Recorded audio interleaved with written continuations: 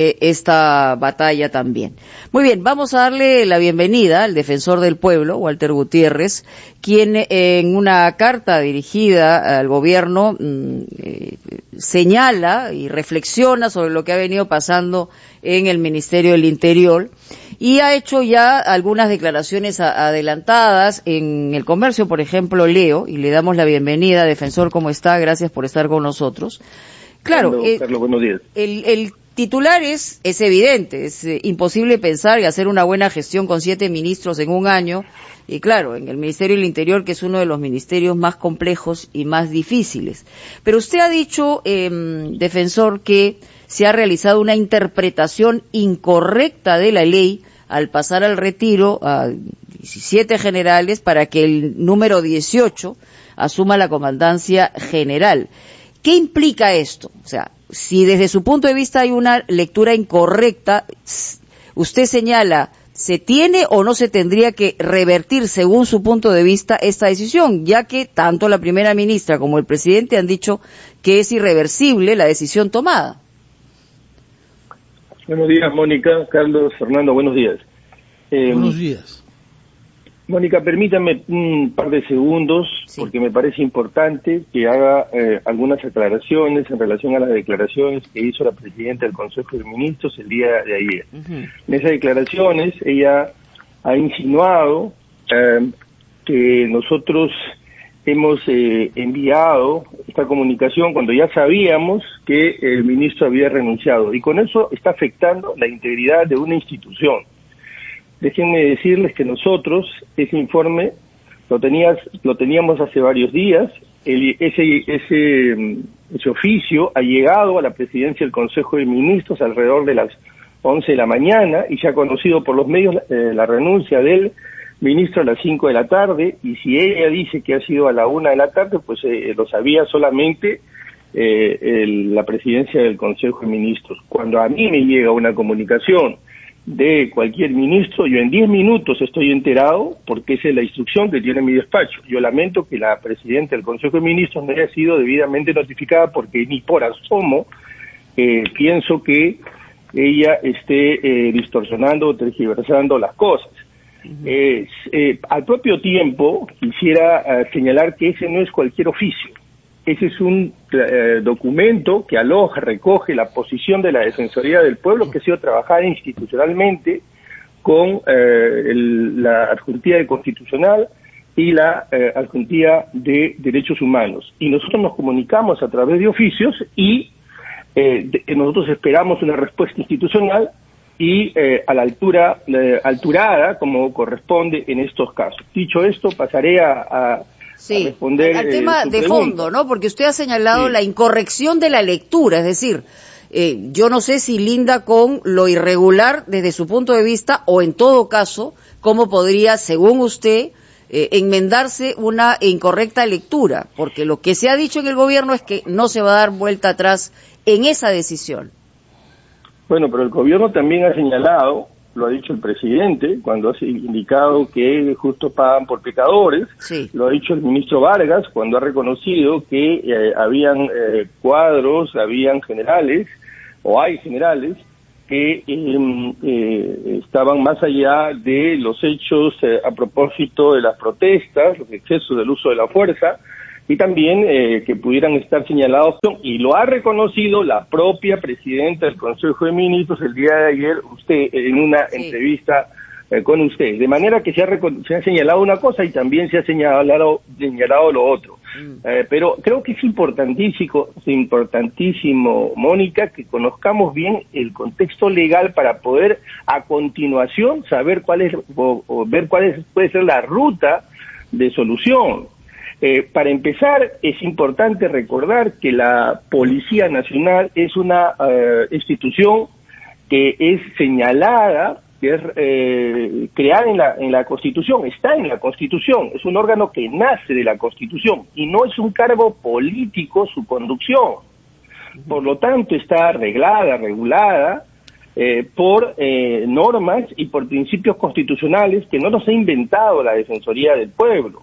la renovación de los cuadros tiene que responder a un debido proceso, al derecho a igualdad, al honor, a la meritocracia. Todo eso está recogido en diversas sentencias del Tribunal Constitucional, amén de que ya con carácter, digamos, general, señala que todo acto de gobierno, todo acto de Estado tiene que estar debidamente motivado y proscribir la arbitrariedad. En consecuencia, nosotros consideramos, como lo hemos indicado en este documento, que esto se aleja claramente de esos principios, pero también hemos señalado, y ahora sí para responder directamente a su pregunta, antes de ir a la pausa, que hay un principio que se llama el principio de previsión de consecuencias. ¿Eso qué significa? El tribunal ha señalado que cuando cualquier ente estatal toma una decisión, tiene que prever las consecuencias de esa decisión. Ahora estamos en un contexto y las decisiones que se tomen también tienen que prever las consecuencias. En su hora debieron prever que este era un pésimo antecedente de cara al futuro, no solamente para la policía, sino incluso para las demás fuerzas militares, para el ejército, la marina. Por eso es que usted ve que tantos jefes militares... Entonces, ¿cómo se subsanaría, según usted?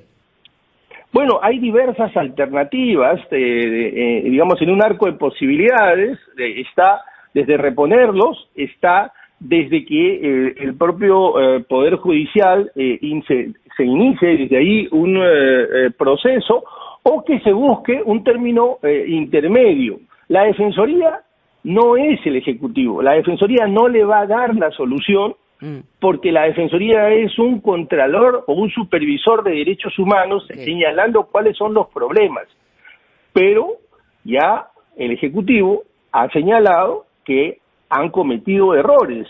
De hecho, implícitamente lo están indicando cuando están dando hasta nombres de generales que estaban más allá de los hechos que se generaron a propósito de las marchas y también que no estaban señalados por acto de corrupción. Doctor Gutiérrez, ¿me permite, por favor? Hay, por supuesto, preguntas de Fernando y de Carlos. Luego de la pausa, vamos con ellos.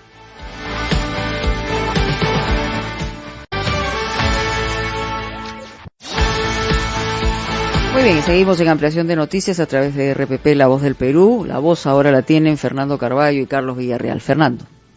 Sí, gracias, Mónica. Doctor Walter Gutiérrez, buenos días. En la entrevista al diario El Comercio, a la que ha hecho referencia Mónica Delta, ¿usted considera que los derechos fundamentales de algunos de estos 18 generales de la policía han sido violados y deben ser resarcidos? Aunque dicen no necesariamente eso significa que sean repuestos en sus cargos. Pero al mismo tiempo señala de que esta crisis se inscribe en un contexto general de crispación de las relaciones entre el Poder Ejecutivo y el Congreso, pese a que el presidente Sagasti proviene precisamente del Congreso.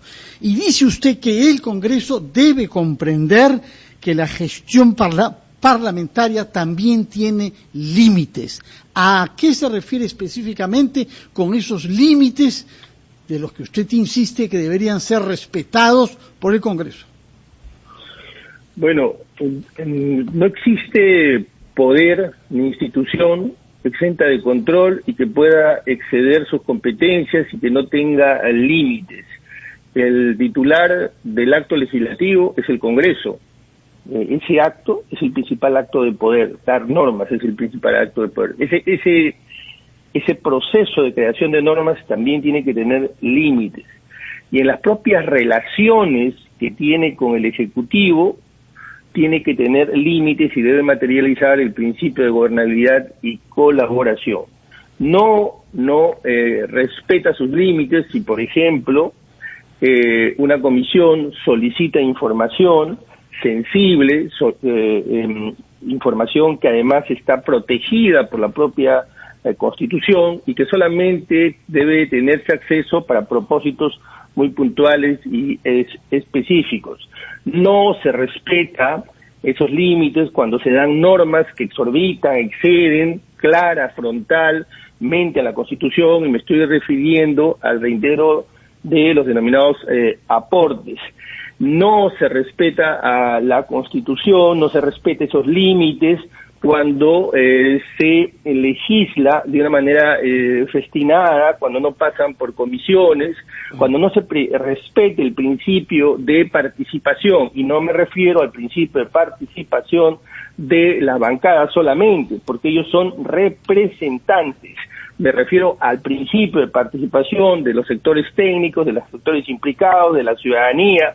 En suma, en resumen, el poder legislativo tiene límites y también debe analizar el análisis costo-beneficio, que es una expresión también de lo que decía hace un momento, el principio de previsión de consecuencias de los actos que realizan los entes estatales. Le voy a poner un ejemplo de cómo la Defensoría ha evaluado durante más de 10 días, casi 2 semanas, sacar este documento. Cuando nosotros ya teníamos listo este documento, el que ayer se ha hecho público, el gabinete no tenía el voto de confianza. Nosotros podíamos haberlo sacado, pero entendíamos que este documento de la Defensoría podía ser utilizado políticamente, de manera que no lo sacamos. También tomamos en consideración la crisis social, la crisis política que se había generado, las protestas, y por esa razón no lo sacamos.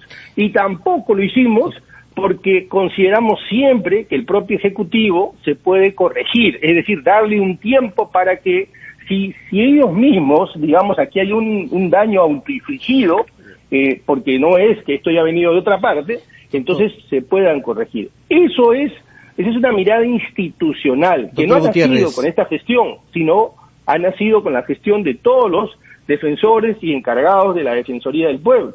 Doctor Gutiérrez, quiero referirme al tema de la derogatoria de la Ley de Promoción Agraria, luego de las protestas que han habido en diversas zonas del país, en el norte y también en Ica.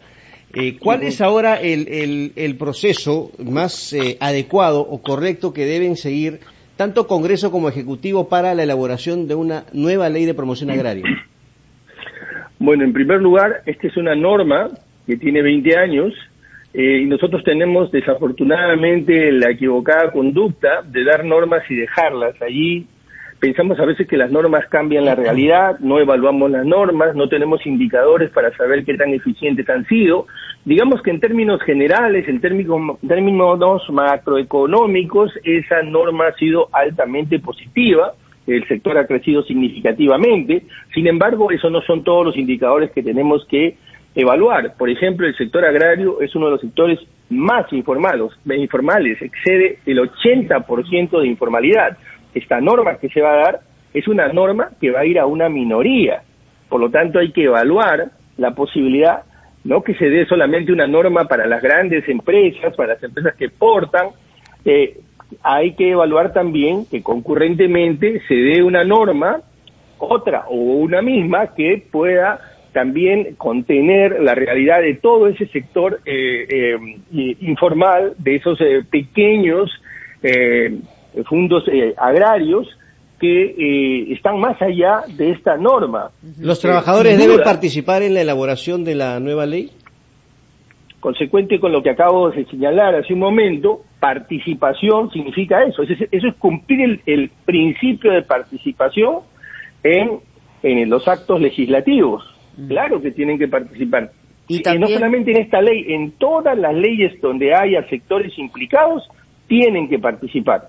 Y también tiene que haber, obviamente, el sentido de urgencia de las autoridades para llenar los vacíos que se puedan plantear frente a actividades importantes para la economía del país y también para la paz social del país. Muy bien, defensor, muchísimas gracias por estar con nosotros aquí en la ampliación de noticias. Hasta cualquier momento, vamos a titulares de esta hora y regresamos con más. De noticias. Hasta cualquier momento, vamos a titulares de esta hora y regresamos con más.